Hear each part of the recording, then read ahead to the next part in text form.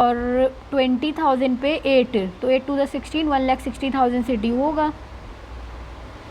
यहाँ पे ड्यू हो गया 1,60,000। Share allotment account debited to share capital account.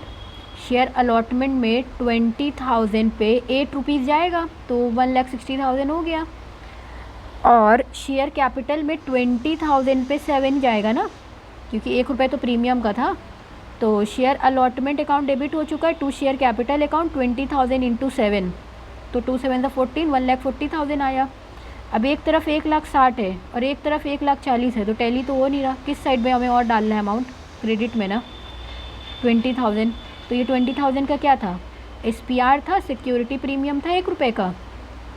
तो to security premium reserve account 20,000 into 1, तो ये 20,000 ये हो गया। ठीक है, ये हुआ शेयर अलॉटमेंट मनी ड्यू, ये ड्यू की एंट्री हो गई। Share allotment account debited to share capital account to security premium reserve account, share allotment due. अब ड्यू के बाद क्या होगा? पैसा रिसीव करेगी कंपनी, तो bank account debited to share allotment हो जाएगा। और ये याद देख लीजिए अब ध्यान से कि निकोलस एक था जिसको 3,000 शेयर जो है कंपनी अलॉट कर रही थी, वो फेल टू पे हो गया, अलॉटमेंट मनी उसने दिया नहीं है, तो ये 3,000 शेयर पे अरियर भी खुलेगा। जब पैसा नहीं मिलता है ना तो अरियर हो जाता है, तो 3,000 शेयर पे अलॉटमेंट मनी नहीं मिली है। अलॉटमेंट मनी थी कितनी? 8 रुपये थी, तो 8 रुपये 3,000 पे जो है इसको कॉल इन अरियर में डालिएगा। हाँ, और 20,000 शेयर में 8,000 शेयर, 20,000 पूरा कंपनी मांग रही थी, भाई 20,000 पे हमें 8 रुपये दे दो। उस 20,000 में निकोलस के 3,000 शेयर थे, तो निकोलस ने तो 3,000 शेयर पे पैसा नहीं दिया, तो ये तो अरियर में चला गया। तो 17,000 शेयर पे तो कंपनी के पास बैंक में पैसा जाएगा। 17,000 पे कितना चला जाएगा? 8 रुपये चला जाएगा। तो बैंक अकाउंट डेबिट होगा 17,000 शेयर से इंटू 8। हाँ, फिर उसके बाद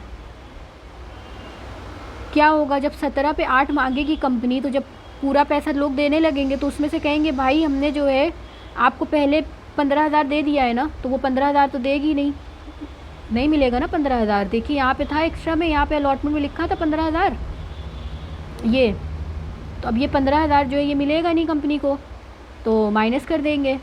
ठीक है, समझ आया? 17,000 को पहले 8 से मल्टीप्लाई करिए, 17,000 को 8 से मल्टीप्लाई करने के बाद जो भी अमाउंट आएगा उसमें से 15,000 माइनस करिए। 15,000 माइनस कर दिया,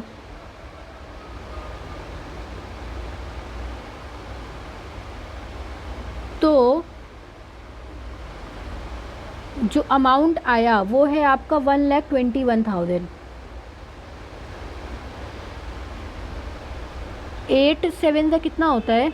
56, 8 1 से 8, 9 10 11 12 13, तो ये 13,000 जो है 1,36,000 आया। 17,000 को जब 8 से मल्टीप्लाई किया, उसमें से 15,000 जो है हमने माइनस जब कर दिया, तो कितना आ गया? 1,21,000। अब इसमें ये एक चीज़ ध्यान से देखिए, 2,750 जो है ये ऐड कर रहे हैं ना, तो ये 2,250 जो है ये कहाँ से आ रहा है? इसको ऐड क्यों कर रहे हैं ये वाला एक अमाउंट? हाँ, उसके बाद जो है कॉल इन अरियर है। कॉल इन अरियर का जो है 3,000 शेयर पे, निकोलस के 3,000 शेयर पे 8 नहीं मिला, तो 8 1 से 8, 8 2 16, 8 3 24, तो यहाँ 24,000 आना चाहिए, है ना? अगर कॉल इन अरियर में नॉर्मल सी बात करें तो 24,000 आना चाहिए, लेकिन यहाँ 24 तो लिखा नहीं है, यहाँ लिखा है 2,1750। तो अब ये 2,1750 कहाँ से आया? ये भी क्वेश्चन दिमाग में आ रहा है। ठीक है, टू शेयर अलॉटमेंट में तो 20,000 इंटू 8 जाएगा, ये तो फॉर श्योर है। तो 20,000 इंटू 8 अगर जाएगा तो 8 2 16, तो यहाँ पे जो है 1,60,000 होना चाहिए, है ना? तो अब देखिए ये एंट्री जो है ना बहुत ध्यान से देखने की ज़रूरत है, ये सबसे इम्पॉर्टेंट एंट्री भी है।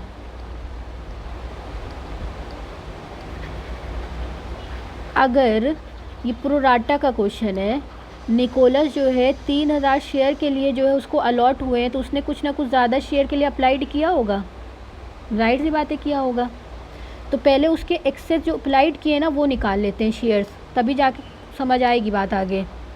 देखिए क्या करना है, यहाँ पे अलॉटेड थे जो कि था 3000 शेयर, हाँ, तो उसने कितने एक्स्ट्रा शेयर के लिए अप्लाइड किए वो हमें नहीं पता, ये है क्वेश्चन मार्क। कैसे निकालें कितने एक्स्ट्रा शेयर के लिए अप्लाइड किया उस बंदे ने? इसके लिए होता है एक छोटा सा फॉर्मूला। यहाँ पर आपको ये जो है ना, ये पूरी इन्फॉर्मेशन पता है कि 25,000 जिन्होंने मांगे हैं शेयर, या 25,000 शेयर के लिए हमारे पास पैसा आया, तो हमने 20,000 शेयर जो है अलॉट किए हैं, हाँ। और उसी में से कोई निकोलस एक बंदा था जिसको हमने 3,000 शेयर अलॉट किए हैं, तो उस बंदे ने कितने के लिए अप्लाइड किए थे हमें वो नहीं पता अभी। वो निकालना है हमें, क्या निकालना है? अप्लाइड शेयर ऑफ निकोलस निकालना है। तो सबसे पहले जो निकालना है वो हमने ऊपर रखना है, अप्लाइड निकालना है तो अप्लाइड हमने ऊपर रखना है। उसके जस्ट नीचे लिखिए अलॉट, इनटू अलॉट, हाँ, is equal to applied. Applied share कितने हैं पूरे टोटल जो है क्वेश्चन में हम देख रहे हैं, तो 25,000 जो है शेयर अप्लाइड हैं, डिवाइडेड बाय अलॉट शेयर कितने हैं, जो हम कितने अलॉट कर सकते हैं, 20,000 शेयर हम अलॉट कर सकते हैं, इनटू करिए। फिर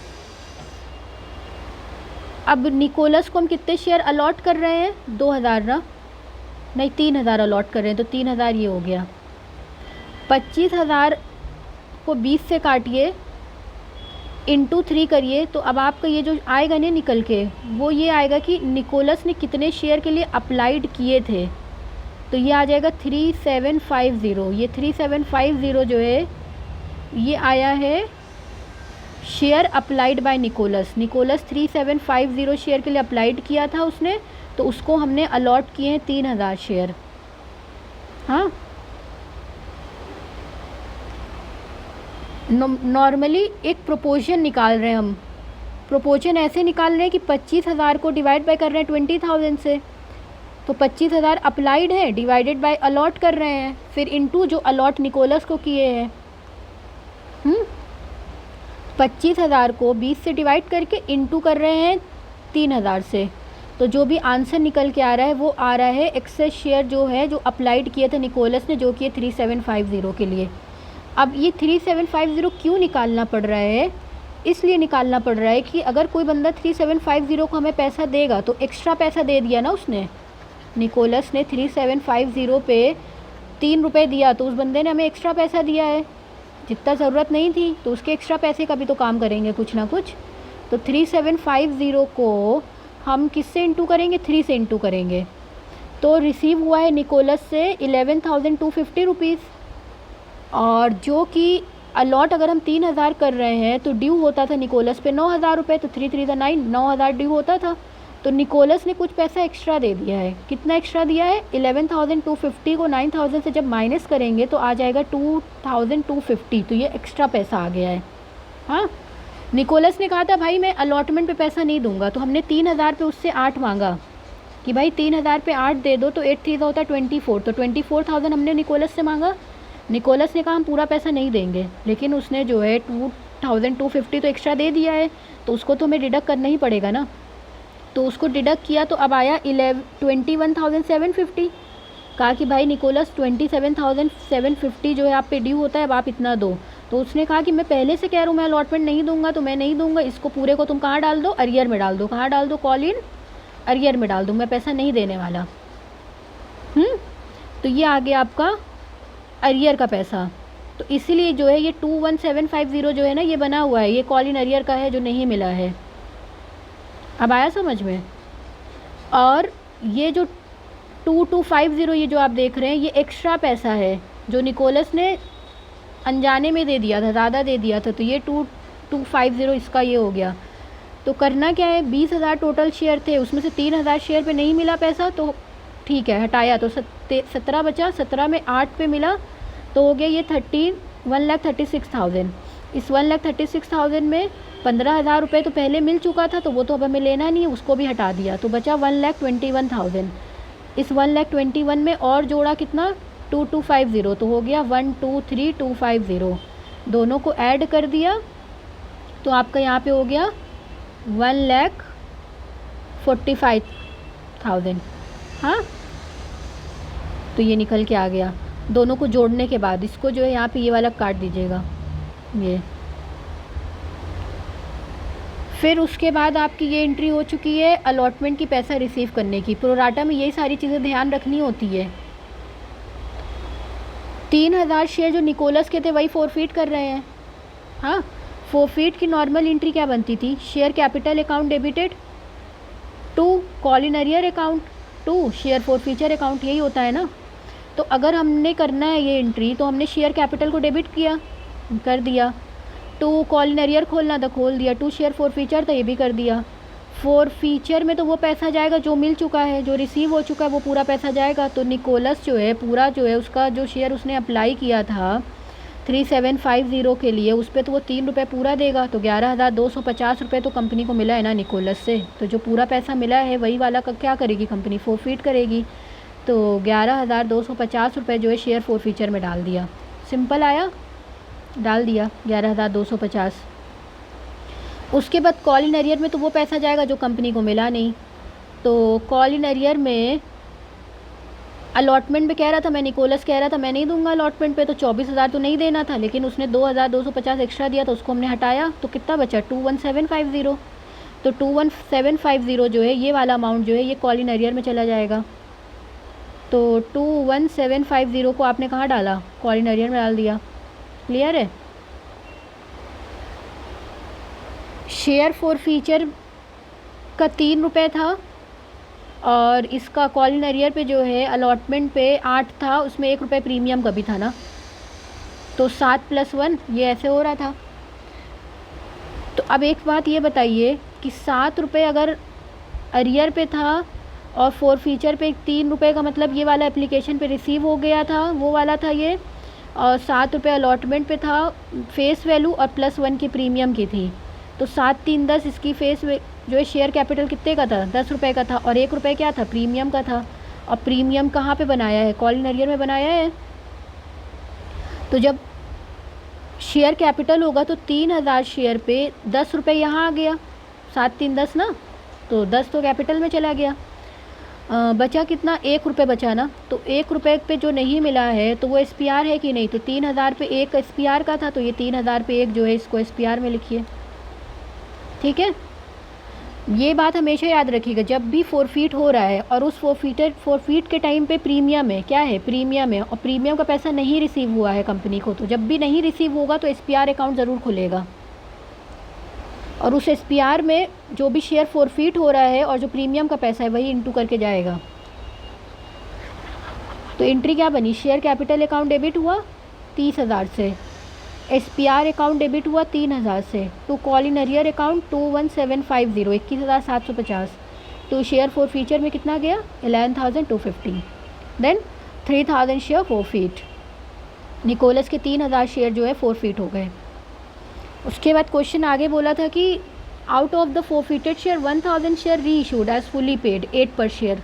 फुली पेड का मतलब है कि 10 रुपये थे पूरे पेड, उसमें से 8 पर शेयर ही मिला है पैसा, तो जो 8 रुपये मिला है वही तो बैंक में डेबिट होगा ना।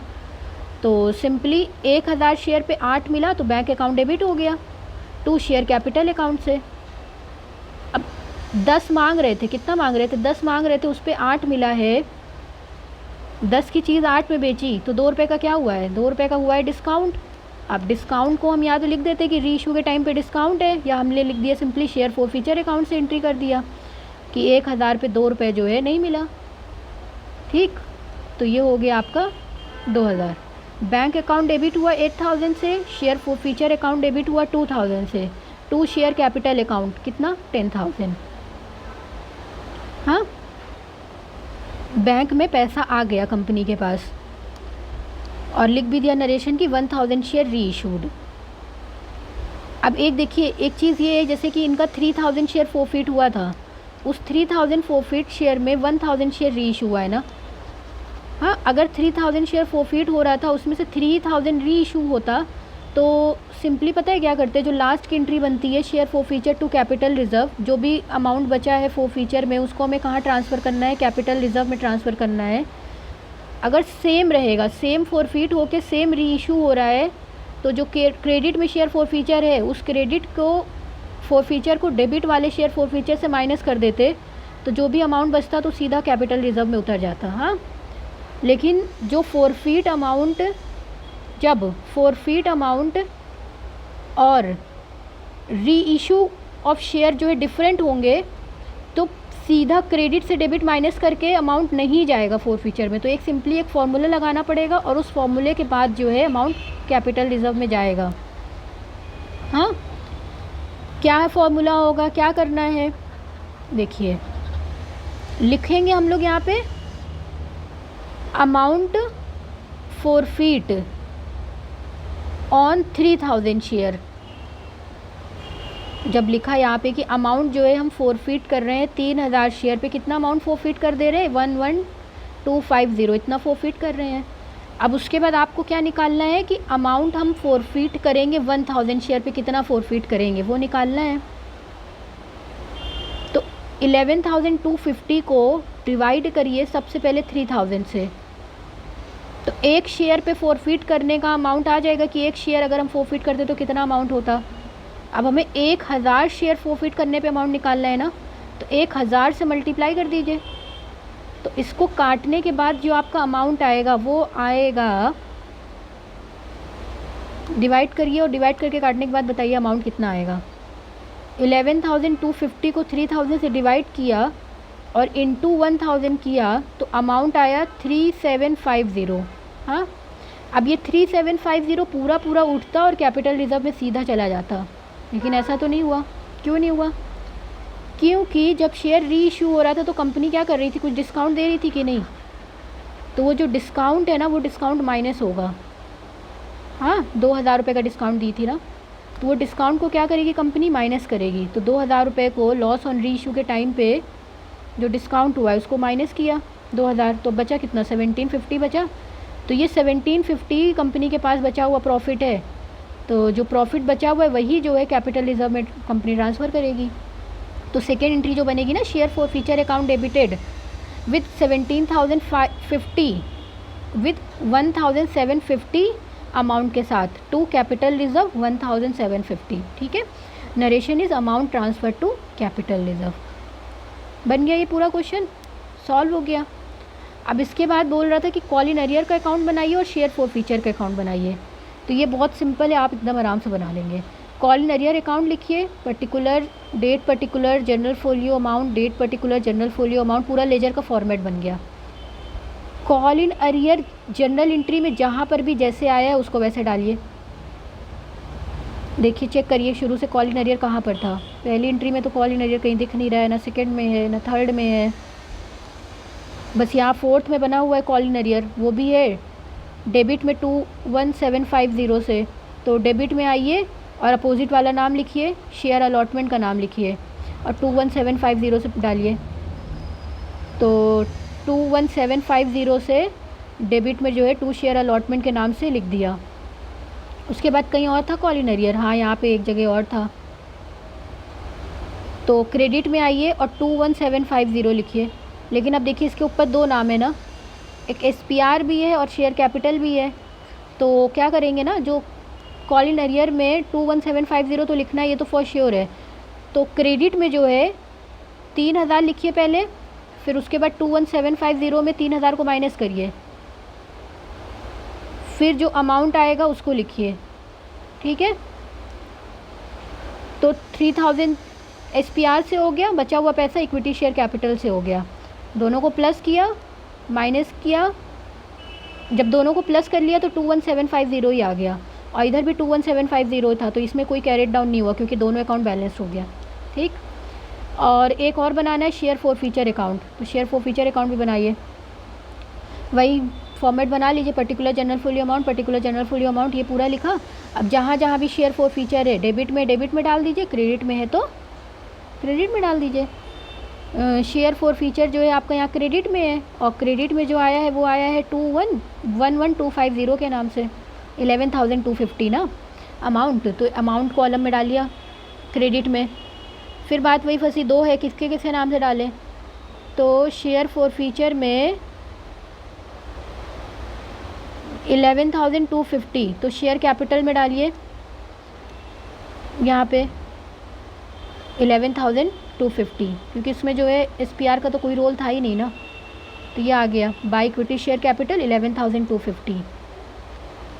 फिर उसके बाद और शेयर फॉर फ्यूचर कहाँ था, एकदम ये यहाँ पर था, डेबिट में था। तो डेबिट में आइए 2,000 लिखिए, और डिपॉजिट में नाम शेयर कैपिटल का है तो शेयर कैपिटल का लिख दीजिए।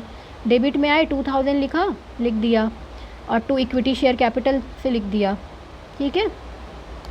फिर उसके बाद और ढूंढिए शेयर फॉर फ्यूचर कहाँ है, तो नीचे दिया हुआ है शेयर फॉर फ्यूचर यहाँ पर। तो डेबिट में है ना, ये भी डेबिट में कितना है 2,000 है ना, तो 2,000 नहीं नीचे वाला डेबिट में ये भी है, और ये है 1750 के नाम से अमाउंट है इसका, तो 1750 अमाउंट जो है डेबिट में डाल दीजिए, और उसके सामने नाम लिखिए। देखिए डालने का मतलब ये होता है कि आपने लिया और 1750 यहाँ डाल दिया, उसके सामने नाम लिखना अपोजिट वाले का, तो टू कैपिटल रिजर्व लिखा तो टू कैपिटल रिजर्व से ये डाल दिया। अब इसको जो है 11,250 को इन दोनों से माइनस करेंगे तो आपका कैरेट डाउन आ जाएगा 7,500, ये 7,500 हो गया कैरेट डाउन, ठीक है। तो शेयर फॉर फ्यूचर अकाउंट बन गया। अब ये इसके जो बचे हुए क्वेश्चन है ये थ्योरी वाले, तो थ्योरी वाले एक अलग सेपरेट वीडियो में सॉल्व करेंगे। अगर आपको वीडियो अच्छी लगी हो, कंटेंट समझ आया हो, तो प्लीज़ वीडियो को लाइक करिएगा, चैनल को सब्सक्राइब करिए और अपने फ्रेंड्स के साथ ज़रूर शेयर करिए।